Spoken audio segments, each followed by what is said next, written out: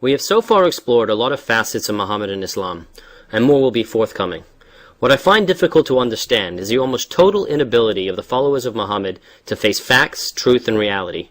There seems to be an almost complete culture of denial. Can you explain?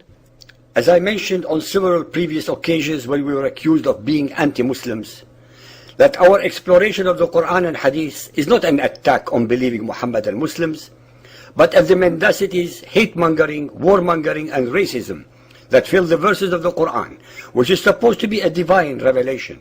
Well, it is not a divine revelation, and no amount of denial by the followers of Muhammad can change a jot of the facts that it is not. I would like those followers of Muhammad who listen to this series to know that we are not against them as individual human beings. We cannot be, since they are its worst victims to start with. We are, nonetheless, totally against their cult belief system that instructs them to hate us, to war against us, not to have us as their friends, to discriminate against us, to betray us, to humiliate us, to subjugate or to slaughter us. It is a fact that it was Muhammad who unilaterally declared this war against us 1400 years ago, as well as against all human beings who do not believe as he does. Since those Muhammadans who are listening to our series must or should know these facts based entirely on the Arabic language of the Quran and Hadith, why would they think that these instructions are morally and intellectually acceptable? How could they believe that they could have possibly emanated from any merciful and compassionate God who created us in the first place? What would they do, think, and feel if it was our beliefs that ordained the indiscriminate slaughter of the men, women, and children of the followers of Muhammad just because they do not believe in Christianity or Buddhism or Hinduism and are not willing to convert to them? I have no doubt that all our listeners understand the immense difficulty of trying to disbelieve decades of indoctrination.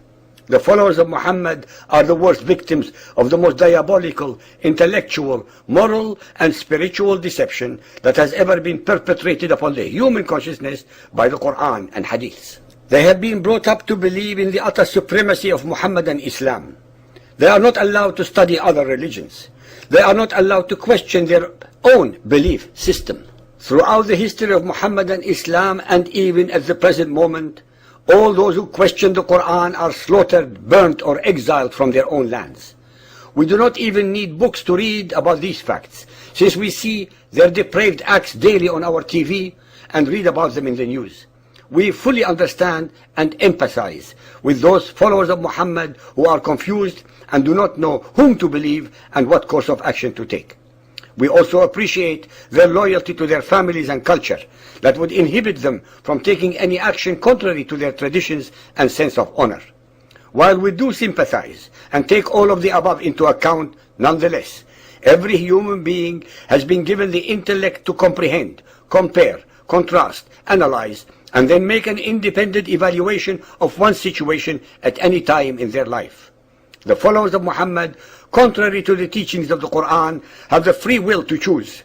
No God or divinity has predestined their lives, because predestination makes religion null and void. The first humans, according to the Bible and the Quran, were Adam and Eve. They were forbidden by the Almighty from eating of the fruit of the tree of knowledge. They were given a choice to eat or not to eat, to break God's commandment or to obey it. They were not predestined, because predestination excludes free will. Without free will, there is no choice. The serpent or Satan did not threaten their lives or force them into breaking God's instruction. Eve chose to eat. Adam chose to follow Eve. Maybe they made the wrong choice. Nonetheless, they made an intellectual and moral choice. The same choices are available to those who are born into Muhammadan Islam or any other belief system. They have all the information available to them at the click of a mouse. They can choose another belief, or they can choose none. If one believes in a God or not will not ever detract from one's humanity. One can be a believer but a mass murderer, and another can be an atheist but a saint. The greatest fear that those among the followers of Muhammad who want to change is the fear of being slaughtered by their own brothers and sisters for apostatizing.